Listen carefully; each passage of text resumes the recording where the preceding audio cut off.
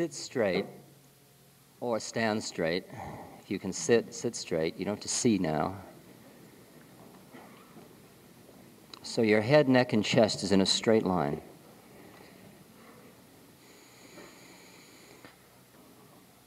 Start by focusing in your heart area in the middle of your chest. With your mouth closed, breathe in and out through your nose, but focus on your heart as if you were breathing in and out through your heart. Breathe deeply.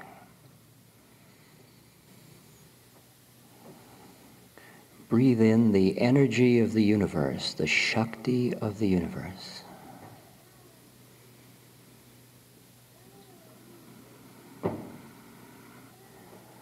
Breathe in the breath of God.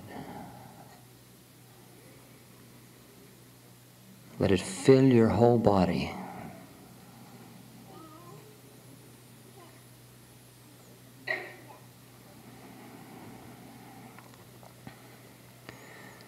And now each time you breathe out all of the things in you which keep you from knowing your true self.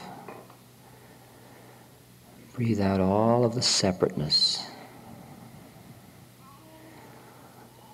all of the feelings of unworthiness, all of the self-pity, all of the attachment to your pain, whether it's physical or psychological.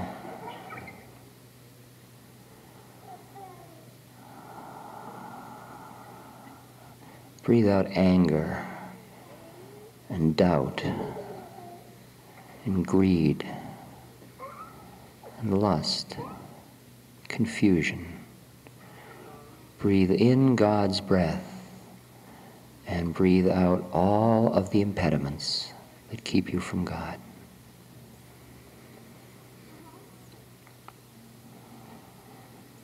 Let the breath be the transformation.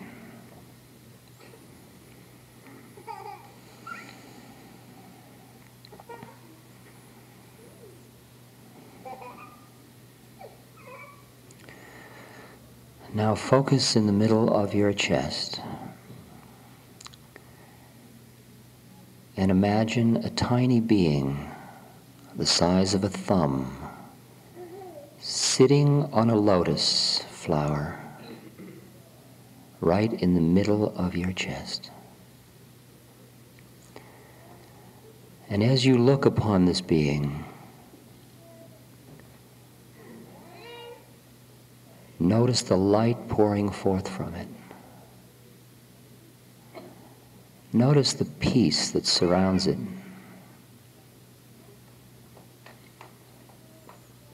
Its equanimity. The radiance makes it bright with a light that comes from within.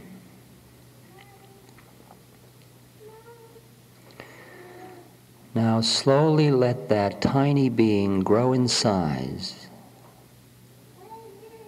until it has filled your body, so its head just fills the space of your head, its torso, your torso, its arms, your arms, its legs, your legs. And now in the skin of your body sits this radiant being, a being of infinite wisdom, a being of the deepest compassion, a being who is bathed in bliss, self-effulgent bliss. A being of perfect tranquility.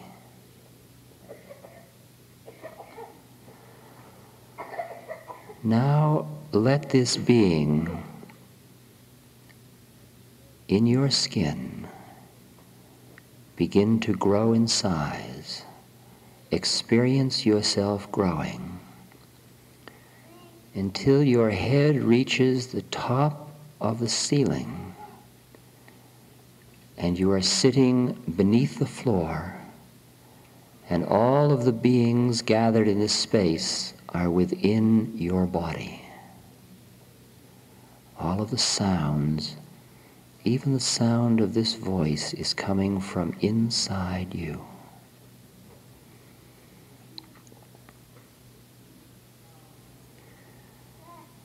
Peaceful, calm. Now continue to grow as your head goes up into the sky, blueness all about, until all of Philadelphia is within you. Look inside and experience the human condition. See the loneliness, the joy, the caring, the violence, the paranoia, the love of a mother for a child, the sickness, the fear of death. See it all. Realize it is all within you. Look upon it with compassion, with caring, at the same moment with equanimity, feeling the light pouring through your being, inward and outward. Now continue to grow in size until your head is among the planets.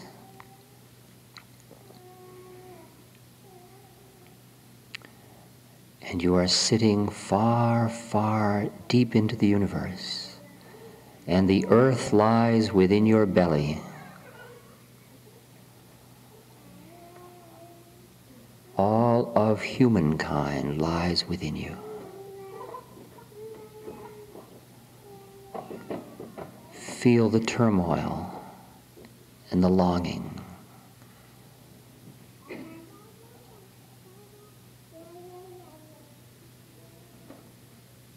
Feel the beauty. Sit in this universe, experiencing your own silence, your own peace, your own equanimity. Let all of the creation of human beings' minds be within you. Look upon them with compassion.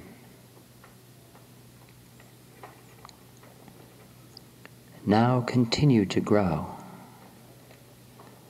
until not only this galaxy, but every galaxy is within you, until every thing of which you can conceive is within you. All of it inside you. Only one in the silence. No other beings here.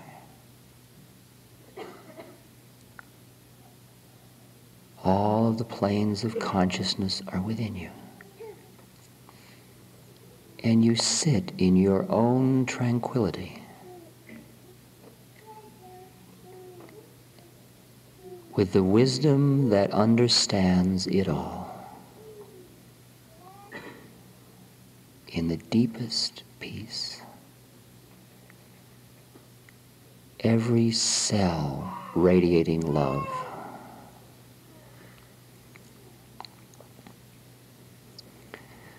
Now, if you wish, let the boundaries of your being become porous and slowly disintegrate. until you merge into the Absolute. Only formlessness here.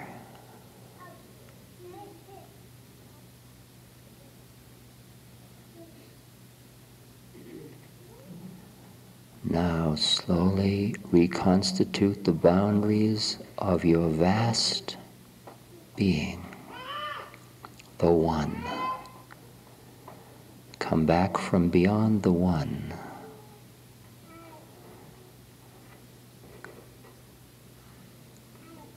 And then slowly come down in size, reduce in size, until your head is once again among the planets and the earth is within you. Until your head is once again in the heavens and the cities are within you. Until your head is at the top of this room and all of the beings gathered here are within you. Stop here for a moment.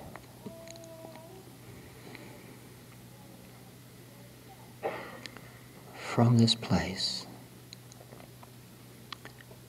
look within in the room and find where the being is sitting who you thought you were when you came here. Look at that being. Bring to bear all of your love and compassion. See the journey of that being through time and space. See its plight, its fears, its doubts, its connection. See how close it is to knowing who it is. Look within that being and see the purity of its soul.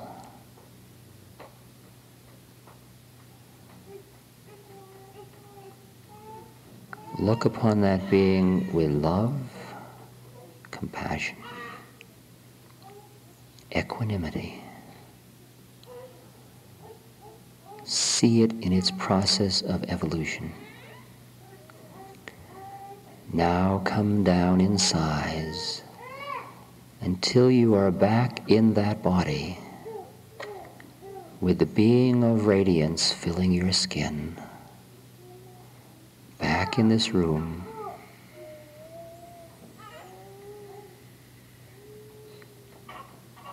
Feeling the love pouring out of you and the peace. As this being of perfection, use the light that is coming through you now to send blessings of peace and love to other beings in the universe. We, as one organism at this moment, create a lighthouse. Through our collective thought, we send peace and love to all those who suffer. Think of all the people who you have felt less than love for. Look to their souls and send them some of this peace and love. Let go of the anger or the judgment. And then out to people who are ill, who are lonely, who are afraid, who have lost the way. Just share your blessing. Because only when you give can you continue to receive. And you will find that no matter how much you give, you will receive tenfold. Because at this moment you can know yourself to be a being of radiance, of peace, of love, of compassion.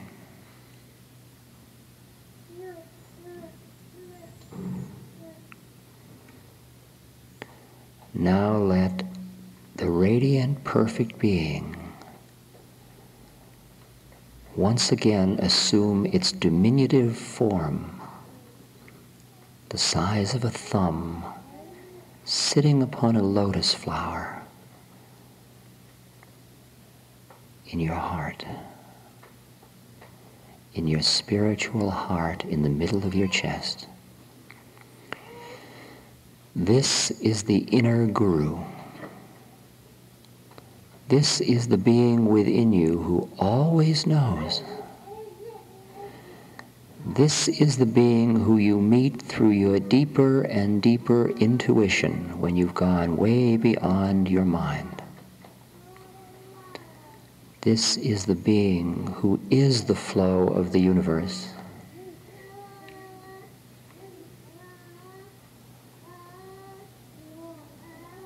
At any time, you need only sit and be quiet and call out to this being, and it is there. And when you have finished the journey, you have disappeared into this being, surrendered, merged, and then you recognize that God, Guru, and Self are one.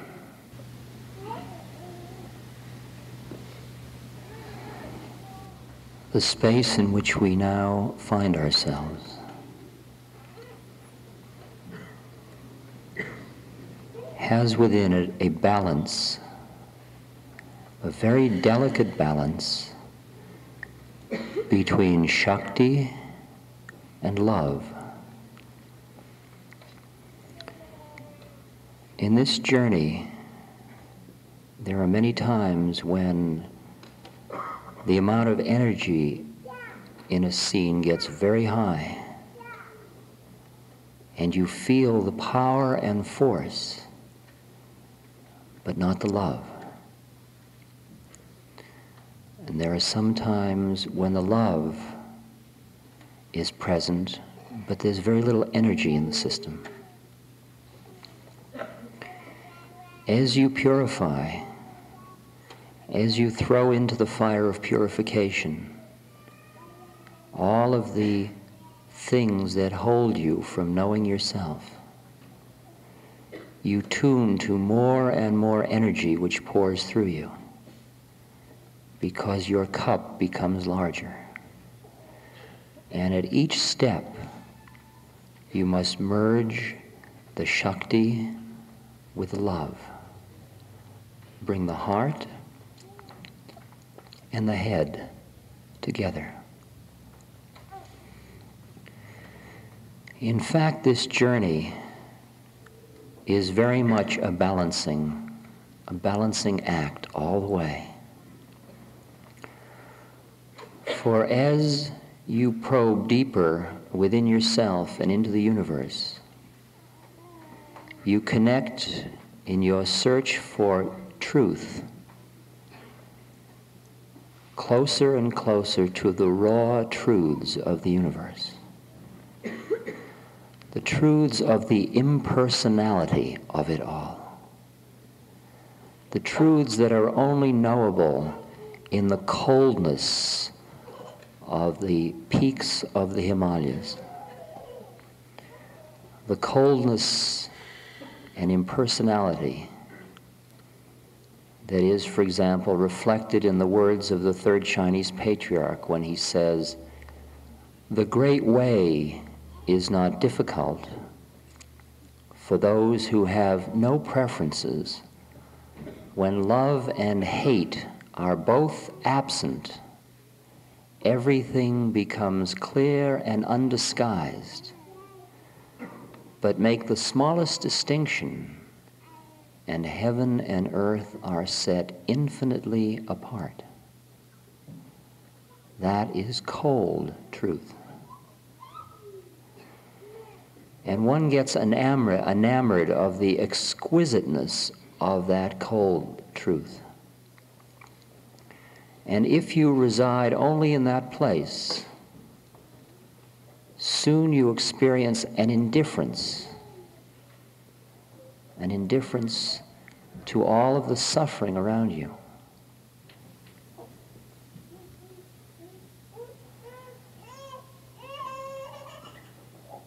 But if you are seeking perfection, then that truth must be balanced. Balanced with what? Balanced with caring. Just as there is the clear, cold equanimity of Nibbana, there is the bleeding heart of Jesus. The caring means that you retain an identity with all of the suffering in the universe, and you don't close your heart to it. And as you get clearer and lighter, that balancing becomes more exquisite, until you sit perfectly equanimous in the truth, and the blood of your heart pouring upon the snow out of your caring for the suffering of all sentient beings. At that point, every act that is performed is in perfect harmony with truth and is optimum for relieving the suffering of all sentient beings. At that point, there is no longer a choice.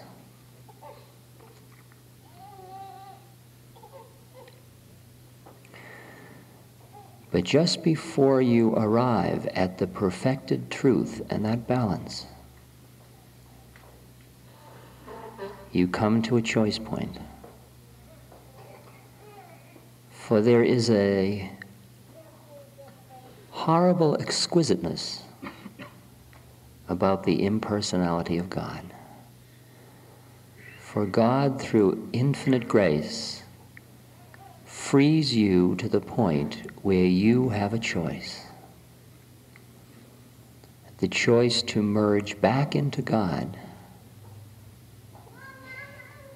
or to push against that merger which is pulling you with the power of millions of suns and retain form in order to relieve the suffering of all sentient beings. And any being that walks this earth or any other plane of existence who is free and who has voluntarily made that choice is a statement of what true sacrifice is about. For Christ's great sacrifice was not the crucifixion. Christ's great sacrifice was in coming here at all. To leave the Father, and when you recognize that the Father and the Son are one, it means to go away from yourself. That is the sacrifice. And the interesting thing is that God doesn't care which choice you make. Nobody will push you. Some beings merge, and some beings don't merge.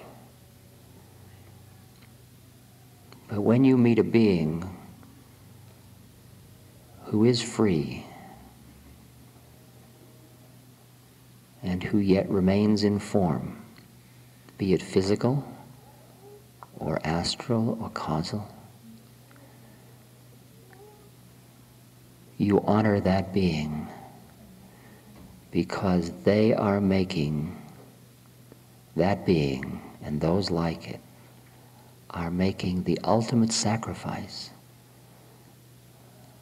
And that sacrifice is for you, for nobody else but you. The Guru sacrifices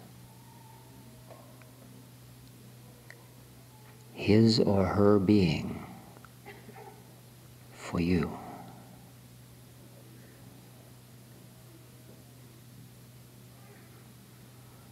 And as you become purified, you join the game. You too will have the choice. And you will begin to understand the nature of the true sacrifice. Not because of righteousness, but because of caring. But caring blended perfectly with truth.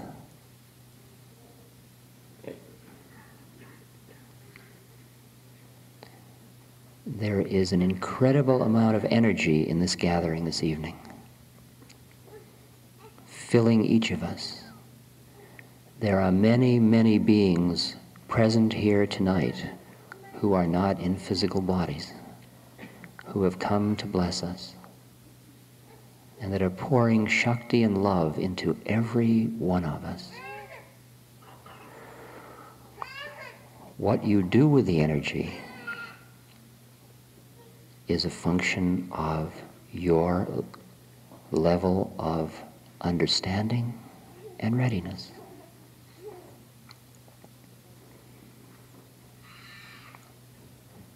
The energy can be taken out into the world in order to perform acts that are your dharmic acts. That is, the form in which you must manifest, be it as lawyer, mother, doctor, student, sweeper, bus driver, in whatever form, but all done with an awareness that that energy comes from God, and the very act is an offering back to God. For to become part of the cycle, the energy that pours in you is given to you in order to offer it back. It is a sacrifice to a sacrifice within your own creation.